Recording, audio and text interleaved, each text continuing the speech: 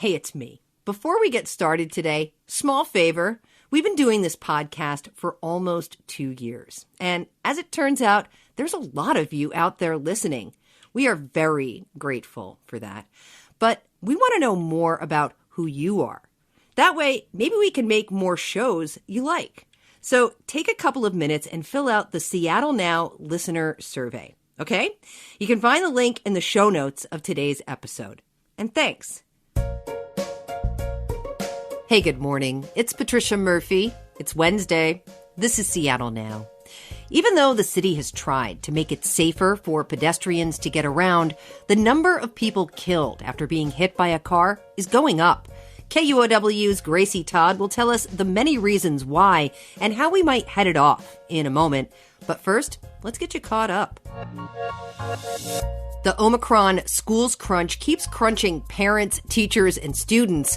Seattle Public Schools announced yesterday that Capitol Hill's Lowell Elementary will shift to remote learning for at least the next 5 days. More than 40% of students were absent on Tuesday, and many staff members have been out sick. Lake Washington, Juanita, Redmond, and Eastlake High all made the temporary switch to remote this week, too. 1 week on the job, and the city's new mayor is doing some more hiring. Mayor Harrell announced yesterday he's bringing on the head of the city's police watchdog agency to lead public safety. Harrell pointed to Andrew Meyerberg's understanding of the issues and professional experience as head of the Office of Police Accountability. The mayor also said yesterday that newly elected Port Commissioner Hamdi Mohammed will lead the Office of Immigrant and Refugee Affairs. Michael Winkler-Chin will move from the Seattle Chinatown International District Preservation and Development Authority to the city's Office of Housing. Meanwhile, a former Washington resident will spend 7 years in federal prison for leading a group of neo-Nazis who threatened journalists and Jewish activists, including 2 people here in Seattle. A federal judge noted Caleb Cole's lack of remorse during sentencing. Cole sent swastika-laden posters to journalists and employees of the Anti-Defamation League in Seattle, Arizona, and Florida. A King 5 journalist was also targeted. 3 other co-conspirators have also pleaded guilty and been sentenced. Before we get into things, a quick warning. We are talking about people being hit by cars today, and there are some pretty intense descriptions, so just a heads up. The deadly hit-and-run crash in Seattle's Laurelhurst neighborhood. It happened just after 11:30 last night at Sandpoint Way Northeast and 40th Avenue Northeast. That is right in front of Seattle Children's Hospital. Police shut down. Seattle police want to find the hit-and-run driver who struck a couple in the Lake City neighborhood 2 weeks ago. We've learned a 77-year-old woman died a week after that collision. Deadly hit-and-run blocked traffic for hours on northbound Aurora Avenue in Seattle earlier today. Investigators say a driver traveling too fast lost control of her car and hit 4 people on the sidewalk. In a city full of cars, pedestrians always have the disadvantage when something goes wrong. And as the city has grown, so has the number of people who live and walk here. While the number of pedestrian versus car crashes in the city is going down, the number of deadly crashes is actually going up. More people died after being hit by a car in the past 5 years than the 5 before. This is bad news for the city's new Vision Zero project, charged with making the streets safer for pedestrians. KUOW investigative fellow Gracie Todd has been reporting on this and is here to tell us more. Hey, Gracie. Hey, thank you so much for having me. Really glad to have you back. Pedestrian deaths in Seattle are going up, and we should be clear what we mean when we say pedestrians. That includes everyone who is not in a car, so people walking, but also people on bicycles or scooters. Gracie, what is going on here? Why are more people dying than 5 years ago? Patricia, if you like nuance, you're going to love this. Compared to 5 years before Vision Zero's implementation, that rate of pedestrian fatalities has increased 150%. And I think it's important to note here that Seattle's homeless, elderly, impoverished, and non-white, especially Black communities, are continuing to bear the brunt of this devastation. And I'll note that around 20% of pedestrians who die do not have housing. So why is this happening? Well, I asked Steve Mooney, an epidemiologist at University of Washington, about this. What's going on? a lot of different things are changing at the same time. Who's the Greek philosopher about no one being in the same river twice? But there's some of that going on. The population is changing. The infrastructure is changing some. The pandemic has an effect on car speeds. The car types change. All of this is changing at once. And you can't rigorously say we would have had this many collisions if only cars had stayed the same size, or we would have had this many fatalities, if the pandemic hadn't happened and traffic speeds had stayed the same. Okay, there was a lot in there, but I want to break down some of the things Steve said. Most interestingly, what does the size of the vehicle have to do with the number of pedestrians being killed?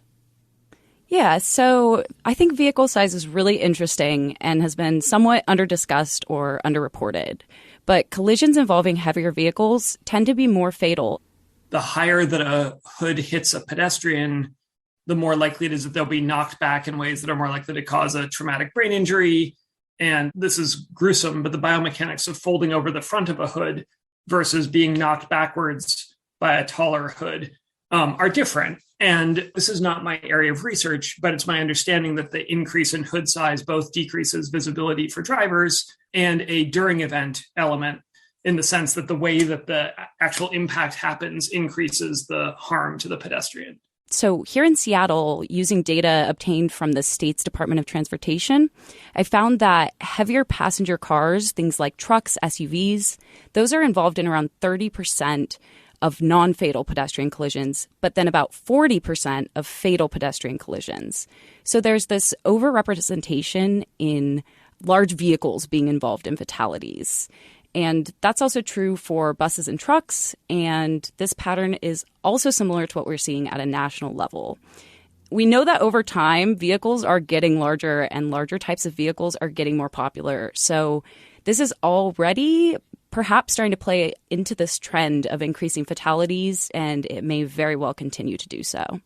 Gracie, I was actually bumped by a slow-rolling, mid-sized vehicle a couple of years ago, and it wasn't even moving quickly, and it didn't even knock me over, but boy, was it jarring, and my entire body hurt the next day. I really got a sense of the power behind that vehicle, even with a slow roll. Right, absolutely. There's definitely a power difference between, vehicles and pedestrians, and even the smallest collision can have a lot of impact, not only on the body, but how people feel walking or biking around a city. And there are so many of these collisions and also a lot of close calls that can be very, very scary, really, really shake people up. Yeah, definitely had me keeping my eyes up. Let's talk about speed a little bit. One thing Vision Zero in Seattle has done since it was founded a few years ago is reduce speed limits across the city. And I remember this was a big deal. They made a big splash about how this was going to make things safer. Tell me how that's been working. Yeah, speed matters a lot. And this is something that I'll think about anytime I drive after reporting on this story. There's various studies showing that a vehicle traveling 30 miles per hour is over twice as likely to kill a pedestrian than a vehicle traveling at 25 miles per hour. This is not a linear effect. It's exponential. And it's difficult to measure trends in speeding in Seattle. Speed cameras are going to be just in certain locations. It's hard to get that general measure. But SDOT says they've noticed an increase in speeding, and we know that at least since the pandemic, there have been significant increases because maybe counterintuitively, more deaths happen during these times of low traffic because there's more room for cars to speed. So, Gracie, most major roads in the city were lowered to 25 in an effort to improve safety, right? Right. So most roads, not all, but most of them. And it's been somewhat successful. So Vision Zero has kind of measured some of their successes with this. And I also looked at speed camera data from 20 locations where the speed limit was lowered by 5 miles per hour. And 75% of those locations, the actual speed people drove was also decreased, but on average only about 2 miles per hour. So there's a change, but it's minimal. Yeah, it seems like it. So Vision Zero's goal is to end pedestrian deaths, but they're actually going up. So how successful has Vision Zero been? Yeah, so Vision Zero has been pretty open lately talking about they're not really getting closer to that goal. I would also add that there have been some successes. Again, that rate of collisions has declined. And when Vision Zero has implemented projects, putting in safety features at intersections, redesigning the roads a bit, many of these have shown really promising results. But I talked to Allison Schwartz. She's the Vision Zero coordinator for Seattle's Department of Transportation, and she says they have an uphill battle. For decades, our streets in our cities have really been planned and designed around the fast and efficient movement of vehicles. And it hasn't necessarily been centered on the safe movement of human beings. What we do see is when we apply the tools, the engineering treatments that we have, of which there are many, we see improvements on our streets for safety for everyone traveling, whether they're walking, biking, driving, or getting to transit. So there's promising positive movements where we do make investments. It's just scaling that up. Being able to do that at a citywide level comes with challenges and is going to take time. Gracie, we started out this conversation by you talking about how nuanced this issue is, and we're certainly learning that, and also how complicated the fixes can be. And I am curious whether or not you found solutions that actually work to reduce the number of deaths. I'm going to kind of introduce one solution to rule them all. And it is the idea of fundamentally redesigning the roads. So again, our roads for decades have prioritized vehicle efficiency and movement over pedestrian mobility, pedestrian safety. But that can change. So I spoke to Siren Helvenstav. She's the vice mayor for environment and transport in Oslo, Norway. Oslo adopted a Vision Zero approach around the same time as Seattle, and it's been really successful. Oslo has about the same population as Portland, Oregon. And in 2019, it was able to have 0 pedestrian fatalities. So I want to know what's different about this approach from Seattle's. And Vice Mayor Stav told me that Vision Zero efforts required the whole city government to make pedestrians a number one priority. And she said that Oslo's approach involved not only trying to reduce pedestrian fatalities, but also to reduce overall traffic, because that will allow pedestrians to have more space, and it will kind of force cars to play a secondary role to other road users, including truck drivers, pedestrians, bicyclists, public transit, all of those things. It is a very American approach where cars rule the road. Gracie, what does it look like to redesign roads with pedestrians at the center? What kind of effort was that? Yeah, so there's a lot of things you can do. You can narrow roads. That's a big one. So something that I've heard is you're not going to be able to reduce traffic by adding more lanes. In fact, think about LA. There's so many lanes there. Yeah, many lanes, much traffic. Yeah. And so redesigning roads means not only limiting the amount of space for cars by narrowing roads, but also adding maybe more stops at intersections or mid-block, more roundabouts at intersections. Those can slow traffic down. Anything that kind of compels drivers to slow down. That redesign can also reduce these conflict points so that even if a driver is impaired or distracted or driving the biggest vehicle out there, they will be less likely to hit a pedestrian, and that's going to shift the responsibility for safety from the road users to the road design. We know that people make mistakes. That's kind of outside any agency's control, but roads can make those mistakes much less catastrophic. I can see the response in Seattle already. We don't want our parking taken away. We want people to drive. We want people in the city. It's a tricky thing to implement in a city like Seattle.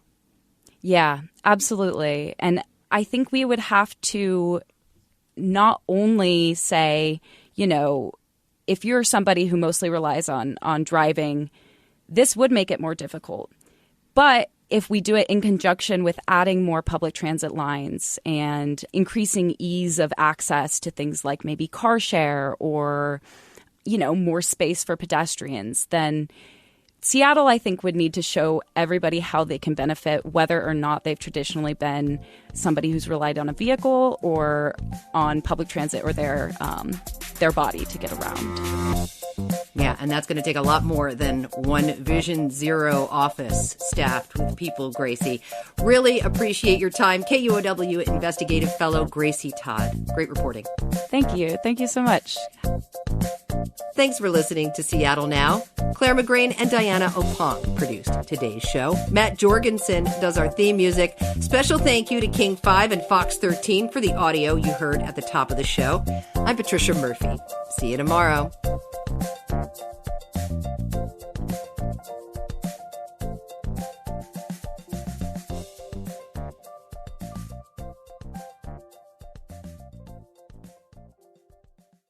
Hey, Seattle Now listeners, I'm Libby Dankman, and I'd like to invite you to check out a new local show from KUOW. It's called Soundside. Every week, we'll bring you stories and conversations about the Puget Sound region and the people who call it home. You can catch Soundside live on KUOW Monday through Thursday at noon, or in your podcast app. Just search for Soundside. Thanks, and talk soon.